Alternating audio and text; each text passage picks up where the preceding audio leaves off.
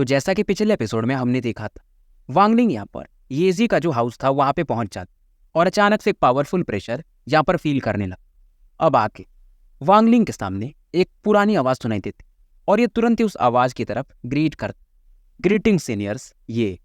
इस दौरान एक ओल्ड मैन जो कि ज्यादा उम्र नहीं होगी, 40 के आसपास दिखने में थे, यहाँ पे प्रकट हुए और जो वांगलिंग के बगल में डिसाइपल था मूरोंग करके उसे यहाँ से जाने को कहते।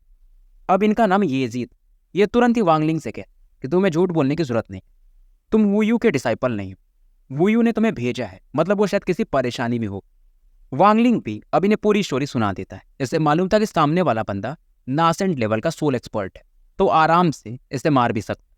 और ये जी इसकी बातों पर भरोसा भी इसलिए कर लेते हैं कि जाने से पहले 200-300 साल पुरानी बात थी, वुयू ने कहा भी कि उनका जो कॉप्स पपेट है वो एडवांस करने वाला था। और ऐसा कभी कभी होता भी है कि पपेट एडवांस करे और सामने वाला उसका ओनर अगर कमजोर पड़ जाए तो पपेट रेबेलियन कर ही देता है। और ये जी खुद भी सोचते हैं कि वो जो पपेट है वो नासेंट सोल लेवल में भी मिड स्टेज, तो शायद ये भी इतनी आसानी से वुयू की मदद नहीं कर पाए। पर क्योंकि उन्होंने वांगलिंग को भेजा है तो कुछ ना कुछ तो जरूर सोचा होगा। अब ये जी अपने डिवाइन सेंस से वांगलिंग की बॉडी को एब्जॉर्ब करते और हैरान थे क्योंकि वांगलिंग की बॉडी में ये एनर्जी था और ये समझ जाते हैं कि वुयू ने इसे यहाँ पर क्यों भेजा है। वांगलिंग को देखने के बाद इनकी नजर अडाई पर पड़ती है, यानी वो जो पपेट। वांगलिंग भी इस दौरान येजी को बताता है कि इसका नाम अडाई है, सीनियर वुयू के साथ कई सालों से था। अब येजी भी कहते हैं कि तुम्हारे बॉडी के अंदर ये एनर्जी काफी ज्यादा है, तुम यहाँ पर कल्टीवेट तो कर सकते, क्या तुम यहाँ पर डिसाइपल बनना चाहोगे? वांगलिंग भी तुरंत ही मान जाता है और येजी भी इसे तुरंत ही सेकेंड जनरेशन का डिसाइपल बना देते हैं। पर इस दौरान येजी कहते हैं कि अडाई को कुछ समय तक मैं रखना चाहूंगा।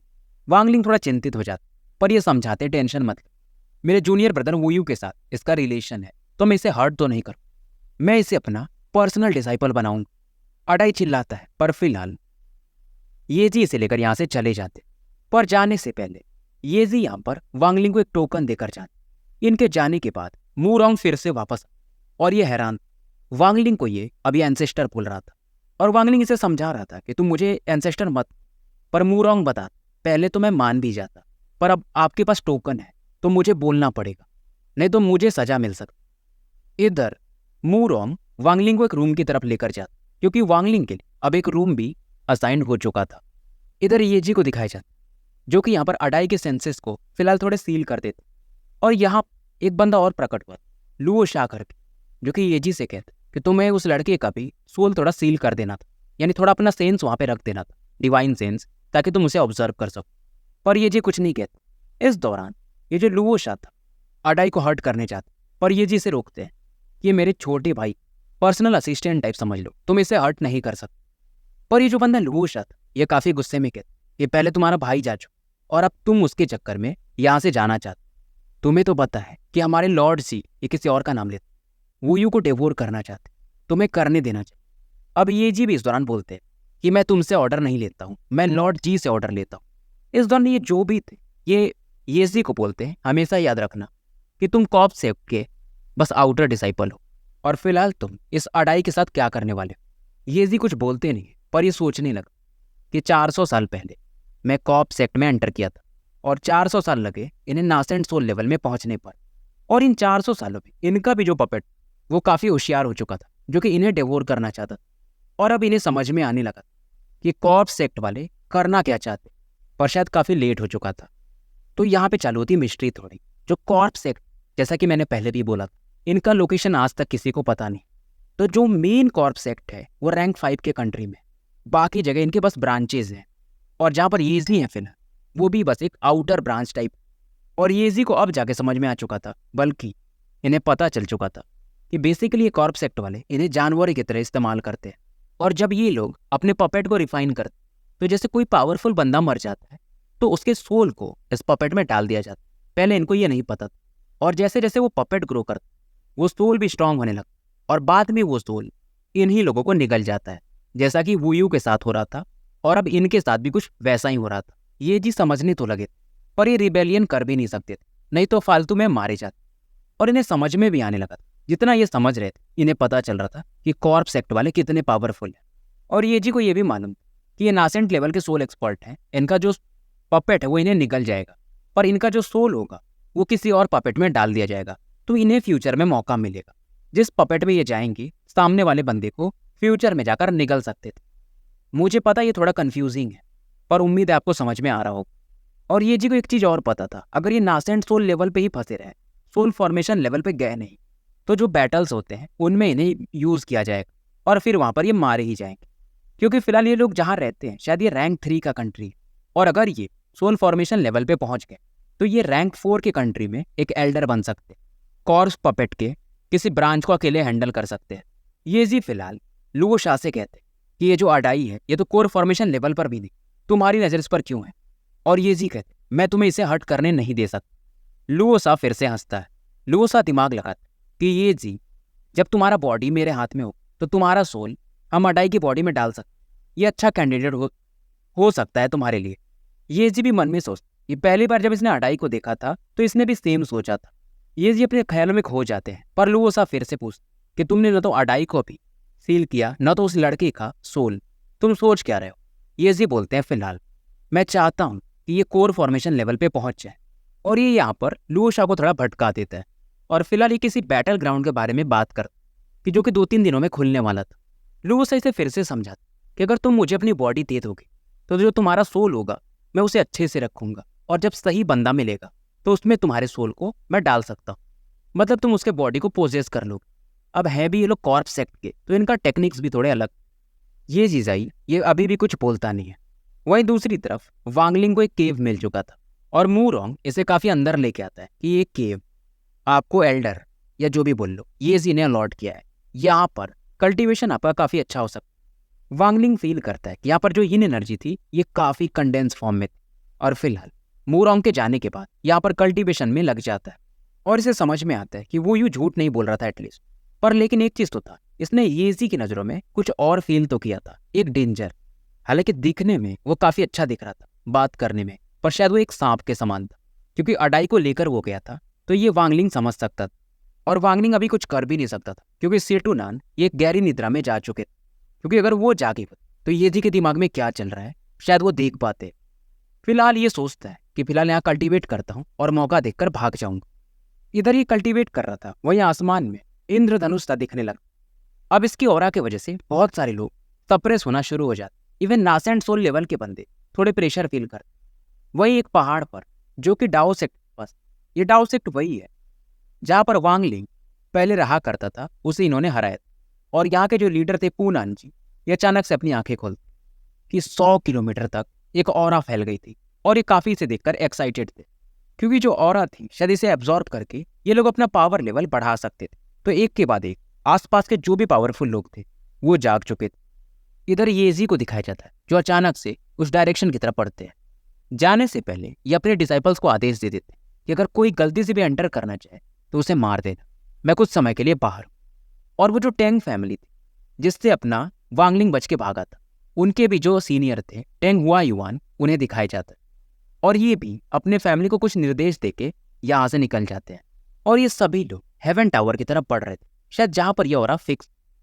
सबसे पहले यहाँ पर पूनांजी पहुंच जाते हैं, यानी अपने हेवन टावर। पूनांजी का पावर लेवल फिलहाल नासेंट सोल के मिड स्टेज में, और शायद अगर यहाँ पर ये ऑरा एब्जॉर्ब कर तो नासेंट सोल के लेट स्टेज में जा सकते थे।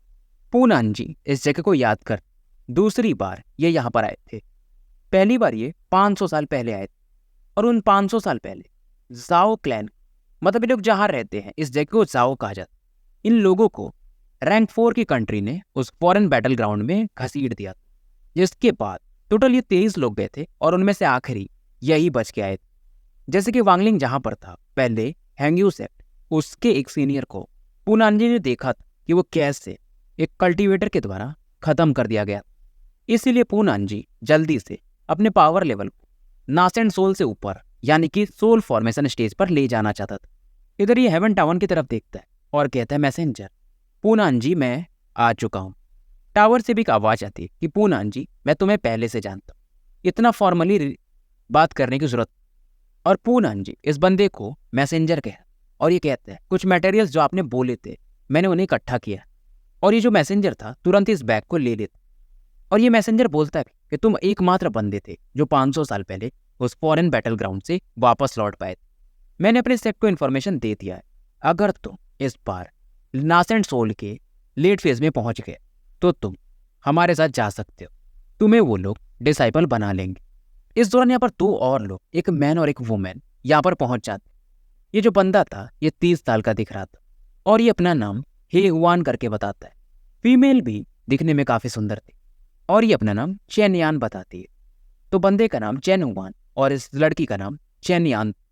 मैसेंजर उन दोनों को इग्नोर मार दे क्योंकि उसके हिसाब से पूनांजी एकमात्र बंदा था जिसको कि ये थोड़ा इज्जत वगैरह या जो भी बोल लो दे सकता था, बातें कर सकता था।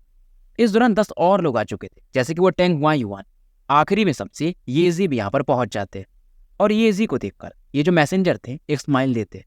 इधर आसमान में वो जो रेनबो दिख रहा था इस हेवन टावर पर उसके ऑरा आने लगता और नीचे में एक ब्लैक होल सा बनने लगता है। अब इस ऑरा की वजह से बहुत सारे लोग पीछे हट जाते, बस 4 लोग पीछे नहीं हट। वो था पूनांजी, येजी, एक वाइट हेयर्ड ओल्ड मैन और एक टियांडाओ सेक्ट के कोई ओल्ड मैन थे। ब्लैक होल में से एक सीनियर और बाहर आते और ये जो मैसेंजर था इनको भी एक मैसेंजर कह के ही बोलता, पर काफी रेस्पेक्ट दिखा रहा था। हालांकि उनके बॉडी से निकलने वाला प्रेशर इतना खतरनाक कि पूनांजी भी इसका चेहरा मानो उतरने सा लगा, क्योंकि सामने वाले बंदे को ये पहचान चुका था। ये जो भी बंदा था ये जायंट डेमन फैमिली का बंदा और 500 साल पहले पूनांजी ने इस बंदे को देखा था, एक बंदे को डायरेक्टली निगलते हुए।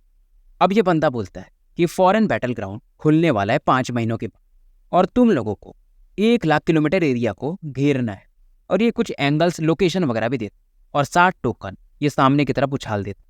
7 टोकन उछालने के बाद ये बंदा यहाँ से चला जाता और इसने कहा बस 3 टोकन ही यानी 3 सेक्टर शायद एंटर कर सकते, यानी 4 टोकन टूटने चाहिए। पर अचानक से फिर से बाहर आता और ये बोलता अगर कोई बीड मिले तुम्हें फॉरेन बैटल ग्राउंड तो तुम्हें मुझे उसे देना पड़ेगा और बदले में मैं तुम्हें बहुत सारी चीजें दूंगा और अगर तुमने उसे अपने पास रख तो तुम्हारा पूरा जो क्लैन है उसे ही निपटा दूंगा। और फिलहाल ये एक इमेज दिख कि कैसा वो बीड दिखता है। अगर वांगलिंग यहाँ पर होता तो इस बीड को पहचान जाता क्योंकि ये बीड इसी के पास है। मैसेंजर भी यहाँ पर इन लोगों को समझाते कि तुम इस बैटल में बस कोर फॉर्मेशन और नासेंट सोल कल्टिवेटर्स को नहीं ला सकते, बस तुम अपने फाउंडेशन लेवल के बंदों को इस बैटल में इन्वॉल्व कर सकते। अभी जो 7 लोग यहाँ पर आए फिलहाल ये इस बारे में सोचने लगा। वही दूसरी तरफ वांगलिंग को दिखाया जाता क्योंकि जो प्रेशर रिलीज हुआ था उसे ये फील कर चुका था और इसे लग कि शायद ये जी कहीं वहीं पर गया हो। पहले अपने डिवाइन सेंस को फैलाता है पर इसे ज्यादा दूर तक ये भेज नहीं पाता है। वही वांगलिंग ये जो yin एनर्जी जो कि अंडरग्राउंड में था इसे लगातार एब्सॉर्ब कर और हैरान क्योंकि ये काफी प्योर फॉर्म में थी। पर वांगलिंग इस दौरान यह हैरान हो जाता क्योंकि इसका जो हेवन डिफाइंग बीट उसके आसपास बहुत सारे लिक्विड इकट्ठा होने लगे। वांगलिंग इन दिनों इसलिए ट्रेनिंग नहीं कर रहा था उसके अंदर क्योंकि इसके लिए उसे काफी लिक्विड चाहिए और पहली बार लिक्विड अपने आप इकट्ठा हो रहा था और वांगलिंग इन लिक्विड्स को इकट्ठा करने लगा। अब ये कल्टीवेट करते रहते हैं और जो स्टोन बीट था आसपास जो फॉग एनर्जी थी, इन एनर्जी थी, उसे एब्जॉर्ब करके लिक्विड प्रोड्यूस करते रहते। अब ये काफी कुछ क्योंकि लगातार अब ये इन लिक्विड को इकट्ठा करने लगा था। पर ये जो लिक्विड था ये काफी ज्यादा इन एनर्जी से भरा था। लगातार ये कई सारे बर्तन निकालता है जैसे कि हम गॉड भी कहते, और इन लिक्विड्स को इकट्ठा करना शुरू कर चुका था। और इस समय बीड में कुछ चेंजेस भी आ रहे थे। ऐसे सीटू नन की बात याद आती कि उन्होंने कहा था कि अगर ये बीड 5 प्रकार के एलिमेंट्स को एब्जॉर्ब कर ले, जैसे कि मेटल, वुड, तीसरा वाटर, चौथा फायर और 5वां अर्थ, तब जाकर के इस बीड का पूरा पोटेंशियल अनलॉक हो और ये तुम्हें अपना ओनर मान लेगा। वाटर एलिमेंट तो भर चुका था क्योंकि वांगलिंग इसमें बहुत बार लिक्विड्स यूज कर चुका था, पर फिलहाल इसमें एक लीफ दिख रहा था, एक हरा मार्क, यानी ये वुड एलिमेंट था। और वुड एलिमेंट वांगलिंग ने कई बार चेक किया था पर इसे मिला नहीं था। पर इस समय बीड पर एक लीफ मार्क बन चुका था। वांगलिंग यहाँ से बाहर निकलने लगा पर यहाँ पर इसे मूरोंग मिल और इसे मना कर पहले एंसेस्टर ने मना किया। ये येजी की बात कर रहा था कि कोई फिलहाल केव से बाहर नहीं जा सकता। अब यहाँ पर कई सारे टनल्स बाहर जाने, फिलहाल वांगलिंग इसे इग्नोर मार देता, दूसरे टनल से जाता। यहाँ पर इसे मिड स्टेज का फाउंडेशन लेवल का बंदा मिलता जो कि इसे एक लुक देता। वांगलिंग इधर से भी वापस लौट जाता है। टनल टोटल 11 थे, 5 इनमें से सील और 6 जाने के रास्ते थे, पर हर एक टनल पर एक न एक कोई डिसाइपल बैठा ही। वांगलिंग समझ जाता है ये सब काम येजी ने किया है ताकि वांगलिंग यहाँ से भाग न। हालांकि वांगलिंग मान लो इनमें से एक को हरा भी दे पर आगे जाएगा तो आगे बहुत सारे केव्स, टोटल 30 केव्स को शायद इसे पार करना था और वहां पर और भी पावरफुल लोग हैं। अब एक बार फिर ये सोचता है काश सीतुनान ये जगह होते, इसने ट्राई भी किया था, पर सेतुनान एक गहरी निद्रा में जा चुके थे, तो कुछ भी उधर से रिएक्शन नहीं आता। फिलहाल वांगलिंग फिर से यिन एनर्जी कल्टीवेट करने लगा। पहले वांगलिंग का जो डिवाइन सेंस था वो 1 किलोमीटर तक फैल सकता था, पर यहाँ पर जो केव का कुछ स्ट्रक्चर था, कुछ पावर्स थे, तो इसका डिवाइन सेंस काफी ज्यादा सप्रेस हो चुका था। फिलहाल ये अपने डिवाइन सेंस से 100 मीटर तक की दूरी तय कर सकता था। कोशिश करते करते ये इसे 300 मीटर तक टनल के आसपास पहुंचा पाता है, और वांगलिंग यहाँ पर एक बड़ा सा कॉफिन फील कर, पर कॉफिन से एक खतरनाक बात ये थी कि प्योर यिन एनर्जी जो कि कहीं ज्यादा पावरफुल थी, इसे ये सेंस कर सकता था, पर इसे अपने डिवाइन सेंस से ये चेक नहीं कर पा रहा था, यानी अंदर एंटर कर ही नहीं पाता। और इस कॉफिन में एक होल था जहां से लगातार यिन एनर्जी यानी यिन गैस बाहर आ रहा था। यिन एनर्जी मतलब बेसिकली कोल्ड एनर्जी होती। वांगलिंग अब एक ही चीज सोच रहा था कि यिन एनर्जी आ कहां से रहा है, अगर इस कॉफिन में से आ रहा है तो कॉफिन में क्या है, अगर इसे मैं पूरी तरह से अब्जॉर्ब कर लूं तो शायद मेरा पावर लेवल बढ़ सकता है। ये फिर से आसपास का यिन एनर्जी अब्जॉर्ब करता है और अपने डिवाइन सेंस को कॉफिन के पास फिर से भेजता है, पर उस होल के अंदर यह एंटर ही नहीं कर पा रहा था। लगातार एब्जॉर्ब करने के बाद फाइनली ये एंटर कर पाता। 400 मीटर तक इसका डिवाइन सेंस फैल जाता और वहां पर इसे एक काफी बड़ी बॉडी देखने को मिलती है जो कि हवा में मानो उड़ रही।